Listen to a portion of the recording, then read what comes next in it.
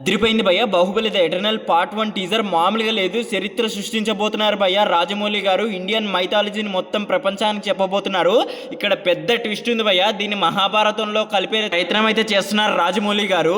ఈ టీజర్లో అయితే మీరు మిస్ అయిన ఒక 5 డీటెయిల్స్ అయితే ఈ వీడియోలో ఉంటాయి. లాస్ట్ వరకు చూడండి, అస్సలు మిస్ అవ్వకండి, షాక్ అయిపోతారు అన్ని చూస్తే. ఇక మనం ఇక్కడ చూసుకుంటే ఇది అయితే ఒక యానిమేషన్లో చేయబోతున్నారు భయ్య. దీనికి ఏంటంటే మనకి తెలిసిందే బాహుబలి ఆల్రెడీ చనిపోయారు. సో తనని తీసుకురావాలి, అన్నీ చేయాలంటే అది అవ్వదు భయ్య, ఎందుకంటే రియలిస్టిక్గా. సో అందుకనే యానిమేషన్ ఎంచుకున్నారు. అది కూడా ఒక నార్మల్గా కాకుండా బాహుబలి అనే క్యారెక్టర్కి ఉండే వెయిటేజ్ని మాత్రం వేరే లెవెల్లో తీసుకెళ్ళి చూపిస్తున్నారు. ఇక్కడే మాస్ ట్విస్ట్ ఉంది భయ్య. ఇదైతే మామూలు విషయం కాదు.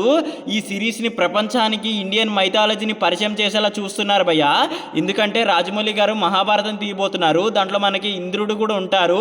ఎక్కడైతే మనకి కర్ణుడు కవచకుండలను అయితే తీసుకెళ్ళిపోతారు భయ్య ఇంద్రుడు. సో అక్కడ మనకి మహాభారతంలో కూడా ఇంద్రుడు వస్తారు. సో ఇంద్రుడి గురించి వీళ్ళందరి గురించి ఇప్పటి నుంచే తెలిసి బాహుబలి వల్ల చేస్తే ఆ మూవీకి చాలా ఎమోషనల్గా కనెక్ట్ అయి ఉంటారు భయ్. ఇది మాత్రం మాస్టర్ మైండ్ అనుకోవచ్చు రాజమౌళి గారి నుంచి. ఇది భయ్య ఫస్ట్ సీక్రెట్, మామూలు కాదు, మీరు అస్సలు గమనించి ఉంటారు ఇది. ఇంకోటి ఏంటంటే మనకు తెలిసిందే భయ్య, రెండో సీక్రెట్, బాహుబలి చనిపోయారు కానీ తను స్వర్గానికి వెళ్ళాలి, కానీ తాను పాతాళ లోకంలో ఉన్నారు, హెవెన్ కాదు. ఎందుకంటే తన ఆత్మ రూపంలో ఉన్నారు కాబట్టి.